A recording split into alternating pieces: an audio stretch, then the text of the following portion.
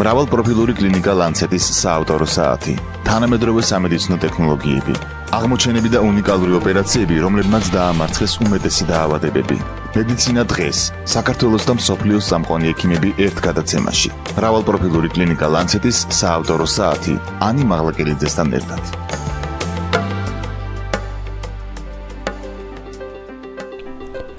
საღამოშვიდობისა მოგესალმებათ ლანცეტის საათი, რომელსაც გაუძღვება ანი მაღლაკელიძე.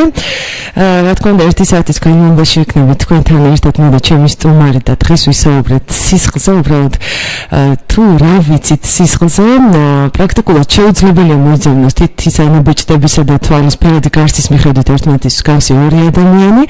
კიდევ უფრო ძნელია ისეთი ორეულის პოვნა, რომელსაც ერთი და იგივე შემადგენლობის სისხლი ექნებათ. სხვათა შორის ძალიან საინტერესო ისტორია აქვს სისხლის ჯგუფებს. მეცნიერთა აზრით პირველი ჯგუფის სისხლის მქონე თანამედროვე ადამიანები არიან შორეული ნათესავები ადამიანებისა, რომლებიც ჩვეუწელს თაღრიცხვამდე 20,000 წლის წინ ცხოვრობდნენ აფრიკაში. შემდეგ კი მიგრაციის შედეგად ევროპასა და აზიაში გავრცელდნენ. სწორედ მათგან მიიღეს მემკვიდრეობით ხორცის ჭამის ჩვევა და ისეთი თვისებები, როგორიცაა სიმონიცე, გამბედაობა, სიმტკიცე, ოპტიმიზმი. რაც შეეხება მეორე ჯგუფის სისხლის მქონე ადამიანებს, საკმაოდ ძველი წინაპრები ჰყავთ. თავდაპირველად ისინი აზიაში ცხოვრობდნენ და მხოლოდ ჩვენ წელთ აღრიცხვამდე 25,000 წლის წინ დამკვიდრდნენ ევროპაში. თავი დაანებეს ნადირობას და საქონლის მოშენებას, ხელი მიჰყვეს მიწის დამუშავებას და აღსანიშნავია, რომ ევროპელთა უმრავლესობას სწორედ მეორე ჯგუფის სისხლი აქვს. მესამე ჯგუფის სისხლის წარმოშობა საცხოვრებელი სივრცეების ძიებას უკავშირდება. ჩვენ წელთ აღრიცხვამდე 15,000 წლის წინ ადამიანები ჰიმალაის უდაბურ მთებში სახლდებოდნენ, ამ მკაცრი კლიმატის პირობებში სახლდებოდნენ მიწათმოქმედნი და მომთაბანენი და სწორედ აქ ჩამოყალიბდა სისხლის მესამე ჯგუფი. ყველაზე ახალგაზრდა და იშვიათი სისხლის მქონე არის მეოთხე ჯგუფი, რომელიც ჩვენ წელთ აღრიცხვამდე 500 წლის წინათ გაჩნდა, როცა აღმოსავლელი დამპყრობლები ევროპელებს დაუახლოვდნენ. ამრიგად სისხლის 4 ჯგუფიდან თითოეული ინახავს ინფორმაციას იმის შესახებ, როგორ ცხოვრობდნენ, როგორ იკვებებოდნენ და რით ავადმყოფობდნენ ჩვენი წინაპრები ევოლუციის სხვადასხვა საფეხურზე. დღეს კი უკვე შესაუბრობენ სისხლის ჯგუფის მიხედვით, ასევე ადამიანის ხასიათის თვისებებზე, მის გემოვნებაზე და მიდრეკილებებზე ამათვენი დაავადებების მიმართ. ასე რომ თამამად შეიძლება ითქვას, მითხარი რა ჯგუფის სისხლი გაქვს და გეტყვი ვინ ხარ, როგორი გემოვნება გაქვს და რას მიირთმევ. მოკლედ ცოტა სახალისო იყო მოფიქრობის ინფორმაცია. დღეს ვისაუბრებთ სისხლზე, თუ რა ინფორმაციის მატარებელია განსაკუთრებით ექიმისთვის სისხლი, რა ფუნქციები აკისრია და რა მნიშვნელობა აქვს სისხლის გამოკვლევას დიაგნოსტიკისთვის. ამ თემაზე სასაუბროდ მოვიწვიეთ ჰოსპიტალი ლანცეტის ლაბორატორიის ხელმძღვანელი ბატონი კობა ბურნაძე. მოგესალმებით ბატონი კობა. მადლობას გიხდით მოგზაურობისთვის. მოგესალმებით, მოგესალმები თქვენს მსმენელს, მოგესალმებით თქვენს რადიოს და მინდა წარმოგიდგინოთ ჩვენი ჰოსპიტალი. ეს არის პირველად კავკასიაში, ჩვენს რეგიონში გაიხსნა მრავალპროფილური სამედიცინო ცენტრი ლანცეტი. ცენტრში დღესდღეობით სრულდება სხვადასხვა მაღალტექნოლოგიური ოპერაციები სხვადასხვა მიმართულებებით. ორგანოთა ტრანსპლანტაცია, გულ-სისხლძარღვთა დაავადებების სისტემების მხრივ, ნეიროქირურგიული, ონკოლოგიური, პლასტიკური ქირურგია, თორაკო-აბდომინალური ქირურგია, ორთოპედია, ტრავმატოლოგია, ყბასახის ქირურგია, ემერჯენსი და სხვა. ასევე ჰოსპიტალი მოიცავს მნიშვნელოვან სერვისებს: ამბულატორია, ემერჯენსი, ინტერვენციული რადიოლოგია, ოფთალმოლოგია, პროქტოლოგია, უროლოგია, მიანგინეკოლოგია, პედიატრია, ბავშვთა ორთოპედია და ინვიტრო ხელოვნური განაყოფიერება. აგრეთვე არის თითქმის ორგანიზებული სისხლის ბანკის გაკეთება, თითქმის ორგანიზებულია აპარატურა, მაღალტექნოლოგიური აპარატურა ნაყიდია და იწყება სისხლის ბანკის საკმაოდ მნიშვნელოვანი სახით დაფუძნება. ესე იგი, ზემოთ აღნიშნული განყოფილებები და ზემოთაღნიშნული დეპარტამენტები რა თქმა უნდა მოიცავს თხოვლობს საკმაოდ სერიოზულ ლაბორატორიულ მომსახურებობას ეს არის ჰემატოლოგიური, ბიოქიმიური, კოაგულაციური, იმუნოლოგიური, მიკრობიოლოგიური, ჰისტოლოგიური და ციტოგენეტიკური კვლევებს, რომელიც საკმაოდ მნიშვნელოვან დაეხმარება აი ამ ტიპის დეპარტამენტებს. Emergency, რომელიც დღესდღეობით წარმოადგენს გოსპიტალის საკმაოდ მნიშვნელოვან სეგმენტს, ორიენტირებულია სწრაფ სისხლის დიაგნოსტირებაზე. სწრაფი სისხლის დიაგნოსტირებისთვის აუცილებელია საკმაოდ მნიშვნელოვანი ტექნოლოგიური მაღალტექნოლოგიური ანალიზატორები, რომლის მეშვეობითაც სწრაფად, ხარისხიანად და საკმაოდ მოქნილად მოემსახურებიან პაციენტებს, რათა მოხდეს სწრაფი დიაგნოსტირება. ჩვენი ლაბორატორია აღჭურვილია საკმაოდ თანამედროვე სერიოზული ბრენდების წარმოებლების ანალიზატორებით, როგორიცაა Siemens-ი და Abbott-ის სრული ავტომატური ანალიზატორებით. ეს ანალიზატორები განაპირობებენ სწრაფ და ხარისხიან მომსახურებობას.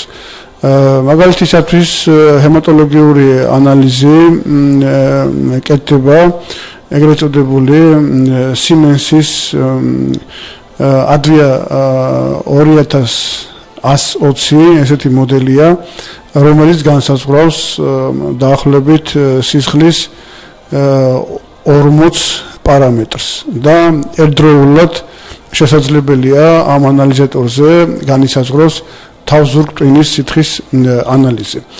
თავზურტყვინის სითხის ანალიზი განსაზღვრა ხდება წამებში და ეხმარება ექიმს სწრაფ გადაწყვეტილებაში, რათა დიაგნოზის მიხედვით მიიღოს სწორი გადაწყვეტილება ოპერატიულად. შემდეგი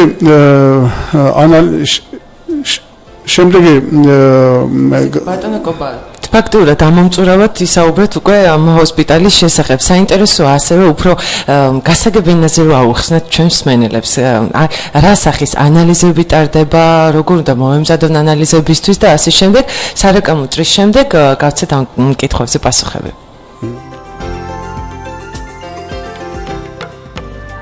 მრავალპროფილური კლინიკა ლანცეტის საავტორო საათი, თანამედროვე სამედიცინო ტექნოლოგიები, აღმოჩენები და უნიკალური ოპერაციები, რომლებმაც დაამარცხეს უმეტესი დაავადებები.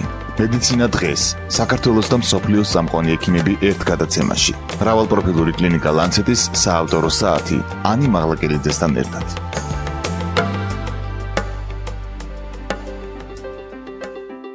გრძელდება ლანცეტის საათი და შეგახსენებთ ჩვენი სტუმარია ჰოსპიტალი ლანცეტის ლაბორატორიის დეპარტამენტის ხელმძღვანელი ბატონი კობა ბურნაძე. ჩვენ საუბრობდით ლაბორატორიის ტიპებზე. უმთავრესად რა ტიპის გამოკვლევები ტარდება თქვენს ლაბორატორიაში?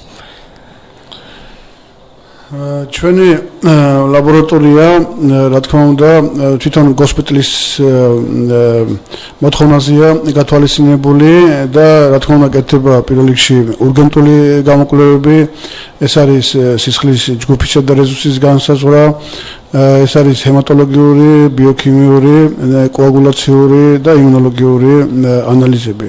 რა თქმა უნდა კეთდება ასევე ბაქტერიოლოგიური ავტომატური ანალიზატორებით, ბაქტერიოლოგიური ანალიზი,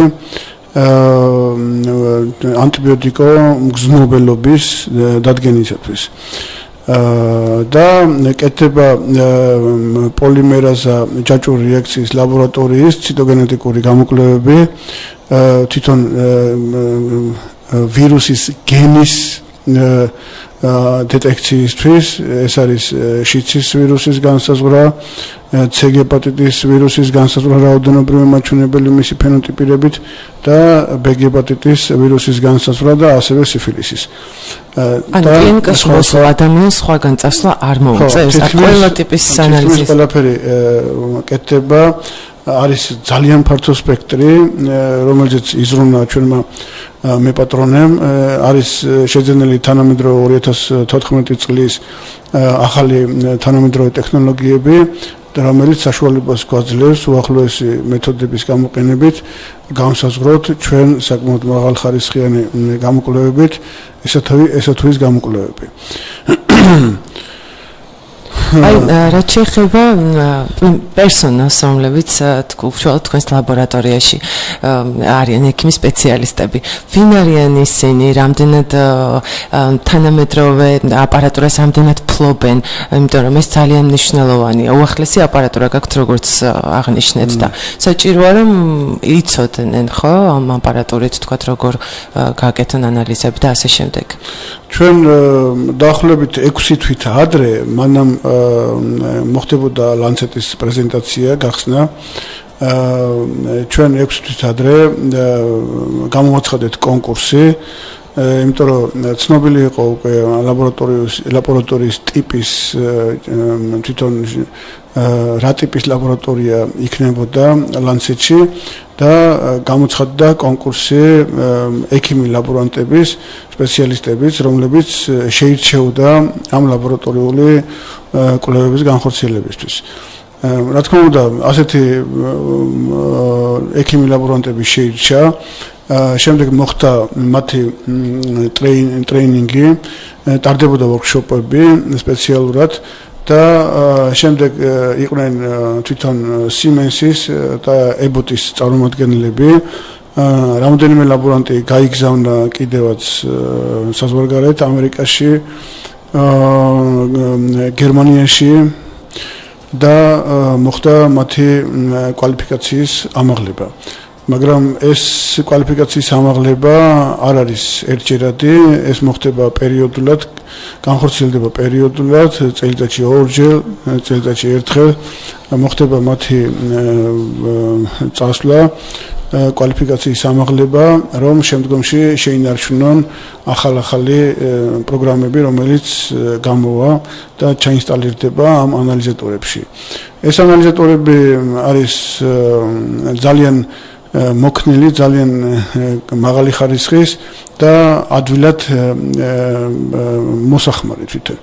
მაგრამ აუცილებლად ესაჭიროება ამ ანალიზატორებს თვითონ ინგლისურ ენის კარგი ცოდნა, რათა დიალოგში შევიდეს სწორად თვითონ ექიმი ლაბორანტი. რა თქმა უნდა, ეს პერიოდი 6 თვის განმავლობაში ჩვენ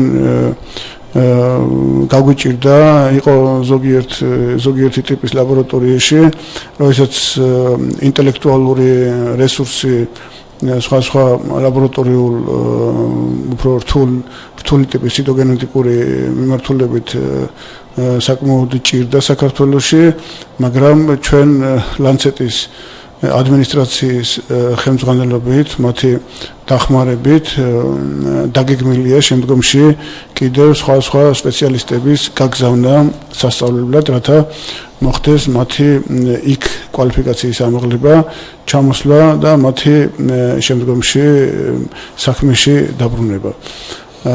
არიან ესეთი არის საკმაოდ ესეთი მძლავრი ჯგუფი, შეკვლილი გუნდი, რომელიც ფიქრობთ, რომ 24 საათიან რეჟიმში ისინი კარგად გაუმკლავდებიან უკვე თვითონ პაციენტის პრობლემებს.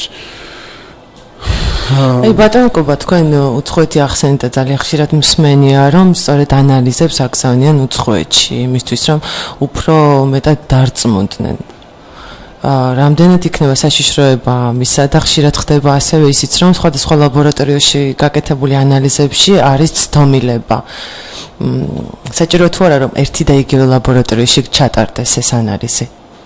რაც შეეხება საზღვარგარეთ მასალების გაგზავნას, ამისი საფუძველი არსებობს, ამისი ეჭვი არსებობს ქვეყანაში და ამის საფუძველზე ხდებოდა სხვადასხვა ლაბორატორიებში გაგზავნა. დღესდღეობით კომუნიკაციური საშუალებები გვაძლევს საშუალებას ნებისმიერი ადამიანისთვის, რომ გადაამოწმოს, გააგზავნოს ნებისმიერ ლაბორატორიაში, ეს იქნება მსოფლიოს ნებისმიერ წერტილში. აქ ამას მნიშვნელობა. მაგრამ როდესაც ჩვენთან ჩამოვიდნენ საზღვარგარეთიდან, საფრანგეთიდან, ისრაელიდან, ლონდონიდან, ამერიკიდან სხვა დარგის ექიმი, ქირურგები, სპეციალისტები, მათ როდესაც ნახეს ჩვენი ლაბორატორიის რესურსი, ისინი ძალიან აღფრთოვანდნენ და ჩვენი ლაბორატორიის კადრის ინტელექტუალური რესურსიც. მათ თქვეს, რომ შესაძლებელია ჩვენ აბსოლუტურად შევძლებთ თქვენთან ერთად, თქვენ გუნდთან ერთად მუშაობას, ისე რომ არანაირი პრობლემა ჩვენ არ გვექნება, არ გაგვიჭირდება თქვენთან მუშაობა. ფიქრობთ, რომ ჩვენ კიდევ დავხვეწავთ იმათთან, სინქრონულად ვიმუშავებთ, იმიტომ რომ ლაბორატორია ყოველთვის სინქრონში მუშაობს ექიმთან და ექიმთან ერთად ხდება სწორი ოპერატიული დიაგნოზის მართვა, რათა პაციენტის ჯანმრთელობის მდგომარეობა იქნეს სწორად შეფასებული და მართავდეს შემდგომში ექიმი პაციენტის მდგომარეობას. ფიქრობთ, რომ დასაწყისი კარგი გვაქვს, მაგრამ შემდგომში კიდევ უფრო განვავითარებთ ამ ჩვენს ლაბორატორიულ საქმეს. რა იძლევა შეცდომის მინიმუმამდე დაყვანის საშუალებას და რა არის ანალიზის მაღალი ხარისხის გარანტი? შეცდომის მინიმუმამდე დაყვანა არის დღესდღეობით საკმაოდ სერიოზული პრობლემა მთელ მსოფლიოში. მე ხშირად ყოფილი ვარ საზღვარგარეთ ევროპისა და ამერიკის სხვა დიდი ჰოსპიტალების ლაბორატორიებში. მომიწია ერთხელ შარშან მიუნხენის ცენტრალურ ლაბორატორიაში, სადაც უზარმაზარი დატვირთვით მუშაობს დიდ ჰოსპიტალებს ემსახურება ეს ცენტრალური ლაბორატორია და მე უბრალოდ მაინტერესებდა შეცდომის პროცენტი, რომელსაც უშვებდა ეს სრულყოფილი ავტომატიზირებული ლაბორატორია და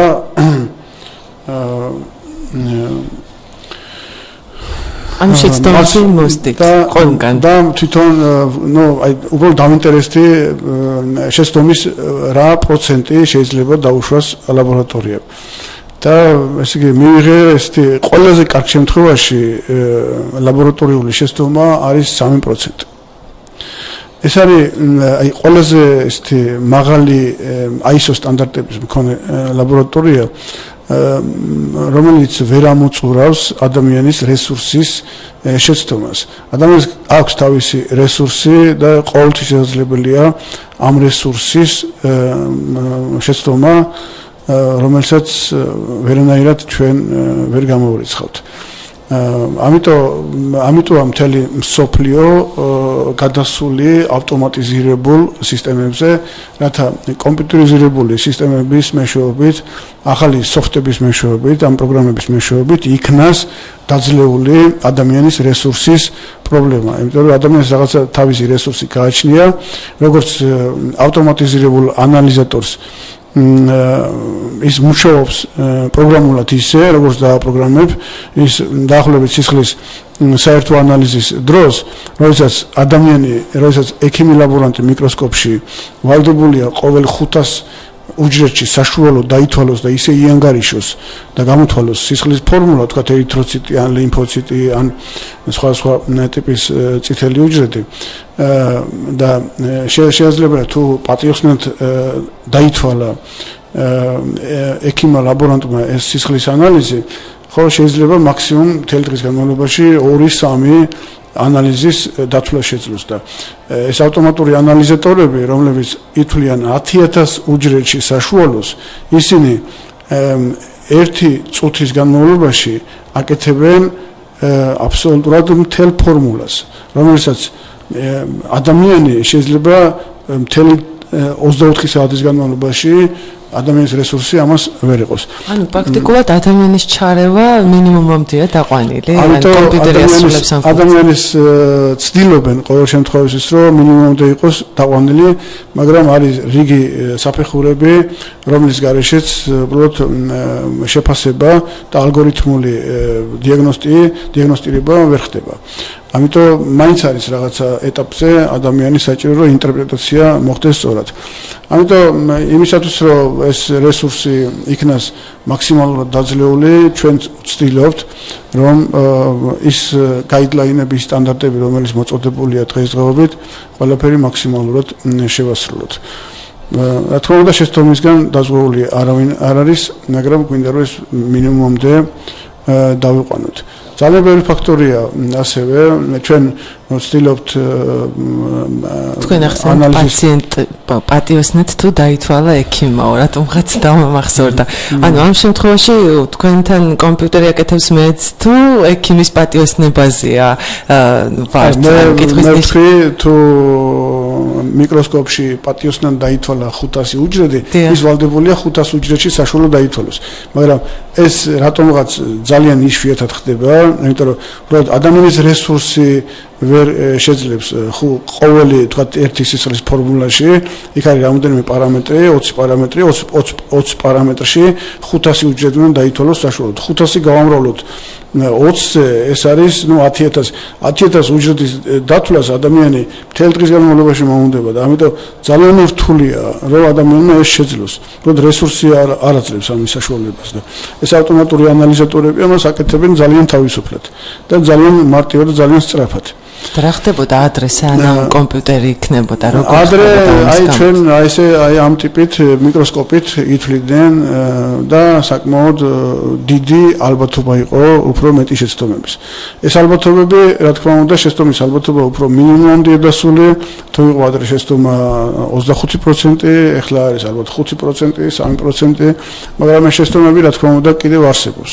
არის მაგრამ იმიტომ არის ექიმი საბოლოოდ გადაწყვეტილება ეძლევა ექიმს იმისათვის რომ შეაფასოს მთლიანად მდგომარეობა და საბოლოოდ ექიმი წვიტავს დიაგნოზის მიხედვით პაციენტის მკურნალობის საკითხს ტექნიკურ განვითარებაზეც საუბრობთ და მახსოვს ადრე იღებდნენ სისხლის ანალიზს არათითიდან ახლა ხდება ვენიდან სისხლის ანალიზის აღება რატომ შეიცვალა ეს მეთოდი უფრო მეტად თქვათ სანდოა ვენიდან აღებული ანალიზი თუ არის კიდევ უფრო გაუმჯობესებული მეთოდები და თუ არის კიდევ უფრო უმტკივნეულად რა თქმა უნდა სხვა პერიფერიული სისხლი და ვენოზური სისხლი დიდი განსხვავება არ არის ამ ორ წერტილიდან აღებული სისხლის ანალიზის შორის თუმცა რაღაც განსხვავებები არის კომფორტულიც არის უფრო ვენიდან აღებული სისხლი იმიტომ რომ რაღაც ნაწილს შესაძლებელია ერთი ჩხლეტით განსაზღვრავენ სხვა ბიოქიმიურ და იმუნოლოგიურ ტესტებს, სხვა გორმონალურ გამოკვლევებს და გამოკვლევის სპექტრი საკმაოდ იზრდება და პაციენტისთვის ეს იქნება საკმაოდ არის უფრო კომფორტული. და კაპილარული სისხლი, როდესაც ხდება სისხლის აღება თითიდან, ის არის რამოდენიმე წვეთი, შეიძლება 2-3 წვეთი. ეს 2-3 წვეთი არ იქნება საკმარისი იმისათვის, რომ სხვა სპექტრის გამოკვლევები ჩაუტარდეს პაციენტს. რაც შეეხება პაციენტის უსაფრთხოებას და მედპერსონალის დაცვა როგორ ხდება თქვენთან?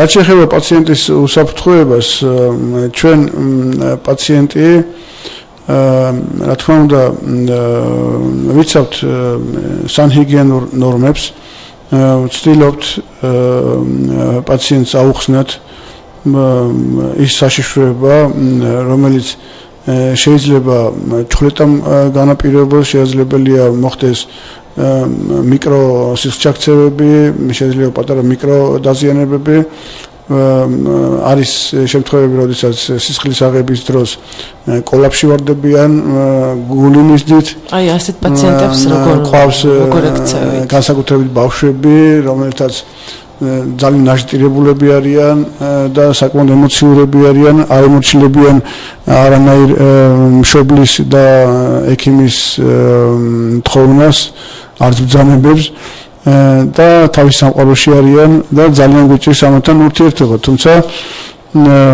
გვაქვს ისეთი საშუალებები კომუნიკაციის, როდესაც ჩვენ ვიყოლებთ, ძალიან რთულია ბავშვს რაღაც ლოგიკით დაუმტკიცო და დაითანხმო.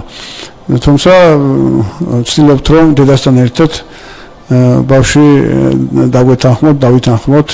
თუმცა არის ზოგჯერ ესეთი მდგომარეობა, რომ გვიწევს ძალით სიცხლის აღება, ბავშვის ძალით ფიქსირება და შემდგომში თუ ეს საკმაოდ მნიშვნელოვანი და აუცილებელია მისი აღება. ან გაუთქივარების მეშვეობით ხდება სიცხლის აღება.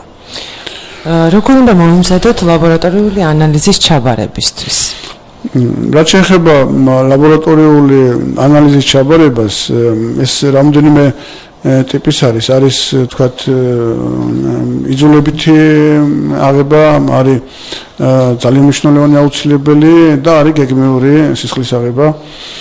როდესაც ხდება თქვათ ურგენტული შემთხვევების დროს სისხლის ჩაბარების დროს არ აქვს მნიშვნელობა ადამიანი უზმოთ არის, ნაჭამია თუ თქვათ ციკლის, თქვათ თუ ქალია ციკლის რომელ ფაზაშია. აქ ხდება ურგენტული სწრაფი სისხლის აღება, რათა მოხდეს ფორმულის სწრაფი დათვლა. იმიტომ რომ ეს урგენტია და ამ დროს ვერანაირად ვერ შეარჩერებ პროცესს სწრაფად გჭირდება. როდესაც ადამიანს ჭირდება თქვათ რაღაცა სიმპტომი აქვს, ექიმმა დაუნიშნა პაციენტს სისხლის გამოკვლევა, ძალიან მნიშვნელოვანია, აუცილებელია თქვათ სისხლის საერთო ანალიზის დროს პაციენტი იყოს უზმოდ. ან ჭამიდან გასული იყოს მინიმუმ 8 საათი მაინც. თუ პაციენტი იტყუება, მე გამიგია ასეთი შემთხვევები, რომ ისინი მაინც მიდიან და აბარებენ ანალიზს. ამ შემთხვევაში ცდომილება დიდია? რა თქმა უნდა, პაციენტი თუ იტყუება, იმას უბრალოდ გათვითცნობიერებული არ აქვს. ეს ამ ტყუილმა რა შეიძლება გამოიწვიოს. შესაძლებელია საკმაოდ ცრუ ისეთი დადებითი სიმპტომები, ისეთი მდგომარეობა უჩვენოს სისხლში, რომ ექიმი აუცილებელი ვალდებულია უკვე სხვა ტიპის გამოკვლევები დაუნიშნოს, რომელიც საკმაოდ ძვირადღირებულია და ამიტომ ტყუილი ამ შემთხვევაში ფიქრობ, რომ გამართლებული არ არის. უბრალოდ ადამიანს გათვითცნობიერებული არ აქვს ეს თავისი მდგომარეობა და ამიტომაც იტყუება.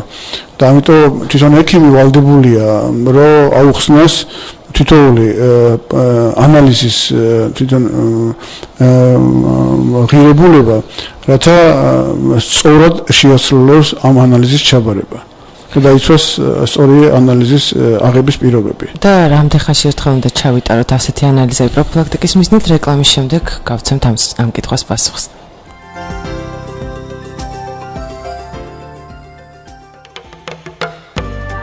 მრავალპროფილური კლინიკა ლანცეტის საავტორო საათი, თანამედროვე სამედიცინო ტექნოლოგიები, აღმოჩენები და უნიკალური ოპერაციები, რომლებმაც დაამარცხეს უმეტესი დაავადებები. მედიცინა დღეს, საქართველოს და მსოფლიოს სამყარო ექიმები ერთ გადაცემაში. მრავალპროფილური კლინიკა ლანცეტის საავტორო საათი, ანი მაღლაკელიძესთან ერთად.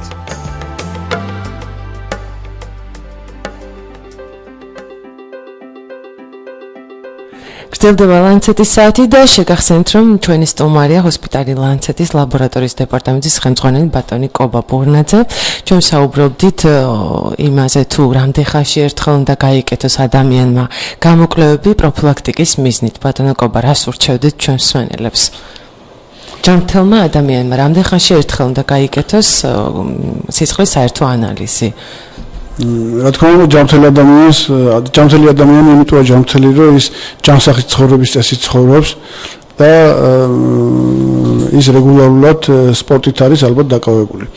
მაგრამ როდესაც ჩვენი არასწორი ცხოვრების გამო ჩვენ თვითონ უგრძნობთ და უმძიმდებით და ვიცით, როდესაც ჩვენი ორგანიზმი უკვე რაღაცა არასწორი ექსტრემალური მდგომარეობით ცხოვრობს და გვაქვს რაღაცა სიმპტომები, არ უნდა შევყონდეთ და აუცილებელია მივმართოთ ექიმს, რადგან თუ არ გვაქვს საშუალება ექიმთან ურთიერთობის, უბრალოდ სისხლის საერთო ანალიზი მაინც ჩავაბაროთ და თუ კი სისხლის საერთო ანალიზის ფორმულაში არის დაახლოებით ჩვენი ანალიზის შემთხვევაში 40 პარამეტრამდე, თუ რომელიღაც პარამეტრში არის გადახრა, მაშინ ეს აუცილებელია ექიმს მიმართოთ, რათა შემდგომში არ გაგვირთულდეს და რაღაცა პრობლემები არ გამოიწვიოს.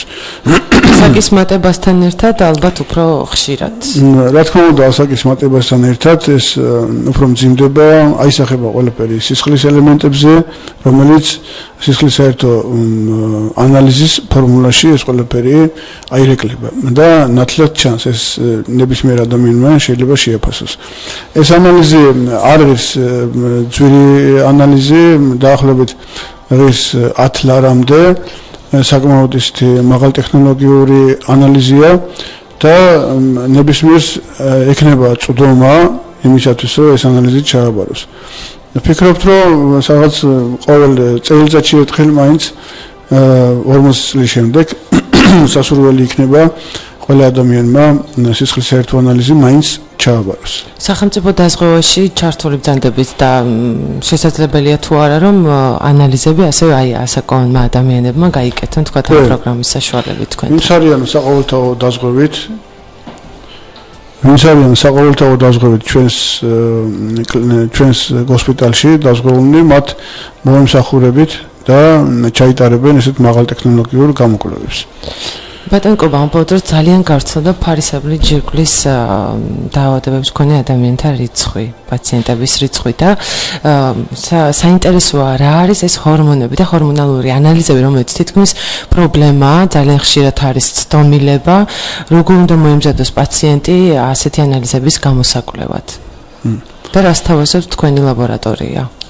საქართველოს არის საკმაოდ იოდეფიციტურ ზონაში იმყოფება და საკმაოდ გავრცელებულია ფარისებრი ჯირკვლის დაავადებები, რომლის დიაგნოსტირებასაც ჭირდება ძალიან მაღალი ხარისხის ანალიზატორები, რომლის მეშვეობითაც მოხდება ფარისებრი ჯირკვლის გორონალური გამოკვლევები და შეფასება ფარისებრი ჯირკვლის ფუნქციის.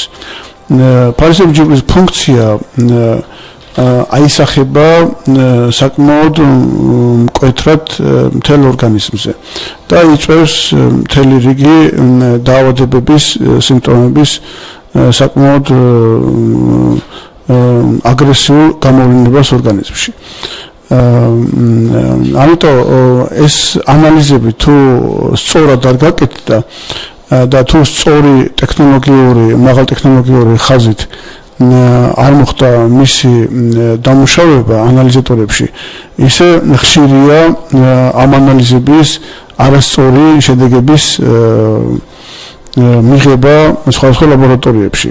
ხშირია ვთქვათ ერთი და იგივე მასალის სხვადასხვა ლაბორატორიებში გაკეთების შემთხვევაში, როდესაც არ ემთხვევა არც ერთი ლაბორატორიის მონაცემები, ეს შემთხვევებიც საკმაოდ ხშირად გვაქვს. ამიტომ განსაკუთრებით თირეოტროპული გორმონის და თავისუფალი თიროქსინის განსაზღვრა სხვადასხვა ანტისხეულებთან ერთად წარმოადგენს მაღალტექნოლოგიურ ხაზს. რა თქმა უნდა, არსებობს ესეთი ლაბორატორიები, რომლებიც უფრო დაბალი ტექნოლოგიური ესეთი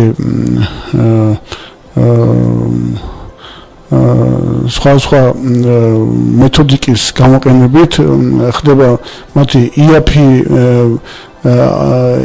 ანალიზის გამო ხდება მათი საერთოდ ეს ანალიზები ხო არასწორი შედეგების ინტერპრეტაცია და ამიტომ საკმაოდ ძვირადღირებული სიამოვნებაა თვითონ ეს ანალიზატორები, იმიტომ რომ ანალიზატორი თვითონ ძალიან ძვირი ღირს, საკმაოდ ძვირადღირებულია და ამიტომ ამ ტექნოლოგიურ ხაზში თუ ეკონომიური საშუალება არ აქვს რომელიმე კლინიკას ან ჰოსპიტალს, ამიტომ ეს პირდაპირ აისახება მის დიაგნოზზე. ჩვენს ჰოსპიტალში ეს პრობლემა მოხსნილია, არის საკმაოდ მაღალტექნოლოგიური ხაზი, არის Siemens-ის ქემილიუმინესენციური, პირდაპირ ქემილიუმინესენციური გამოკვლევა, რომელიც არის დღესდღეობით ოქროს სტანდარტი და ამ სტანდარტით ხდება ამ კორონალური გამოკვლევების შედეგების დამუშავება. ჩვენს ლაბორატორიას აქვს, რა თქმა უნდა, ხარისხისგარე კონტროლი, ეს შვეიცარიის ხარისხისგარე კონტროლთან დაიდო ხელშეკრულება, რომელიც რეფერენს ნიმუშებით მოგვამანაგებს და მოხდება ამ რეფერენს ნიმუშების ინტერპრეტაცია და შემდგომში სერტიფიკატის გადმოცემა ჰოსპიტალისთვის. დიახ. ბატონო, ძალიან ბევრ საუბრობენ ასევე ამ ბოლო დროს ქოლესტეროლზე. როგორც ათეროსკლეროზის გამოწვევ ძირითად ფაქტორებზე. კი, ჩვენ ცხოვრებიდან გამომდინარე, ცხოვრების ადინამიურობიდან გამომდინარე, კვების არასწორი, არაჯანსაღი კვებიდან გამომდინარე, ირღვევა ქოლესტერინის სინთეზი ორგანიზმში, საკმაოდ მატულობს არაჯანსაღი კვების გამო, დიაბეტის დაავადების ჩამოყალიბების ფონზე და ქოლესტერინის რაოდენობა საკმაოდ მატულობს. ქოლესტერინი განისაზღვრება როგორც მაღალი სიმკვრივის, ასევე დაბალი სიმკვრივის ქოლესტერინი და მათი ლაბორატორიული განსაზღვრაც არის ზოგჯერ პრობლემატური. იმიტომ რომ არის ესეთი ნახევრად ავტომატური ანალიზატორები, ესეთი უფრო ჩინური წარმოების, რომლებიც არასწორად აღიქვავენ თვითონ შედეგებს და არ არის ესეთი მგზნობელობის, რომელიც მგზნობელობასაც თხოვლობს თანამედროვე სტანდარტი. და ხდება ქოლესტერინის არასწორი დეტექცია ამ ანალიზატორებში. რა თქმა უნდა, ჩვენი სრულყოფილი ავტომატური ანალიზატორები ქოლესტერინის ყველა ფრაქციას განსაზღვრავენ საკმაოდ მოხდენილად, ძალიან მაღალი ხარისხით და ძალიან ოპერატიულად. ძვლის ტვინის გამოკვლევა, რამდენად რთულია ეს პროცედურა? ძვლის ტვინის გამოკვლევა ეს არის ლეიკემიის დიაგნოსტირებისთვის ერთ-ერთი საკმაოდ მნიშვნელოვანი და აუცილებელი გამოკვლევა, რომელიც საკმაოდ გავრცელებულია ლეიკოზები და ლიმფომები, ლეიკემიზირებული ლიმფომები და ხდება ძვლის ტვინის ფენოტიპირება. ძვლის ტვინის ფენოტიპირების განსაზღვრა ჩვენთან ხდება იმუნოციტოქიმიური და იმუნოგისტოქიმიური ტრეპანის დამუშავებაც, რომელიც საშუალებას გვაძლევს სწორად იქნეს კლონი სისხლის, რომელიც უჯრედიდან მოხდა განვითარება სიმსივნის. ანუ ლეიკოზის, ლეიკემიის განვითარება. ამას ჭირდება, რა თქმა უნდა, საკმაოდ სერიოზული ინტელექტუალური რესურსი, ჩვენ გაგვაჩნია ამისი რესურსი და ჩვენ მზად ვართ ჩავუტაროთ ლეიკოზით და ლეიკემიით დაავადებულ და ლიმფომით დაავადებულ პაციენტებს სრულყოფილი დიაგნოსტირება. ბატონო კობა, რას ნიშნავს ახალი სისხლი ეს ტერმინი მედიცინაში? ძალიან ხშირად გვსმენი ახალი სისხლი ბიზნესში, პოლიტიკაში და ასე შემდეგ. რას ნიშნავს ახალი სისხლი მედიცინაში? და თუ აქვს მას ხელოვნური ანალოგი, ანუ თუ არსებობს რაიმე ალტერნატიული გზა სისხლის შეცვლის? რა თქმა უნდა, ახალი სისხლი გაიგივებულია, იგივე სინთეზური სისხლი, რომელიც ურგენტულ შემთხვევებში ალბათ დღესდღეობით ცდილობს ჩვენი მედიცინა, რომ შეცვალოს დღესდღეობით ჩაანაცვლოს პაციენტისთვის თავის ჯგუფის და რესურსის მიხედვით ისეთი სისხლი, რომელიც იქნება ალბათ იდეალური ნებისმიერი ადამიანისთვის. რა თქმა უნდა, მუშაობს დღესდღეობით მსოფლიოს მედიცინის ეს მიმართულებაც, არის სამეცნიერო კვლევები, არის ძალიან ბევრი ინვესტიციები ამ მიმართულებით. მუშაობენ, რა თქმა უნდა, ასევე აუტო ტრანსპლანტაციაზეც, მუშაობენ თავის სისხლის სეპარაციაზეც, მუშაობენ ღეროვან უჯრედებზეც, რომელზეც დღესდღეობით საკმაოდ დიდი ინვესტირება ხდება. მაგრამ რა თქმა უნდა, არის უკეთესი შედეგები, არის წარმატებები, მაგრამ ასე ვთქვათ, დღესდღეობით მაინც არ არის მიღებული ბოლომდე ის სინთეზური სისხლი, ის ახალი სისხლი, რომელსაც ელოდება დღესდღეობით მსოფლიო საზოგადოება, რომელიც ადვილად ჩაანაცვლებს ნებისმიერი ადამიანის სისხლს. ამისათვის არსებობს სისხლის ბანკები. თუ აქვს თქვენს კლინიკა სისხლის ბანკი? ჩვენ კლინიკა, რა თქმა უნდა, მუშაობს სისხლის ბანკზე, არის საკმაოდ მრავალპროფილური დიდი ორგანიზაცია, სამეცნიერო ორგანიზაცია და საკმაოდ დიდი რაოდენობით საოპერაციო განყოფილებები, ოპერაციული ბლოკები და ესაჭიროება ჩვენს ორგანიზაციას დიდი რაოდენობით სისხლი. სისხლის დამუშავებას აწარმოებს უკვე სისხლის ბანკი. სისხლის ბანკი პირველი ეტაპი ეს არის სისხლის დიაგნოსტირება იმ საშიში ვირუსებისაგან, რომელსაც წარმოადგენს შიცი, C ჰეპატიტი, B ჰეპატიტი და სიფილისი. ეს არის 4 ძირითადი ინფექცია, რომელსაც დღესდღეობით სისხლის ბანკი ნებისმიერი დონორისათვის იკვლევს. არის საკმაოდ ისეთი მნიშვნელოვანი მომენტი, როდესაც ძალიან ბევრ მწარმოებლებს, რეაგენტების მწარმოებლებს და სხვა ანალიზატორების მწარმოებლებს, ბრენდებს არ გააჩნიათ სისხლის ბანკის ანალიზებზე ლიცენზია.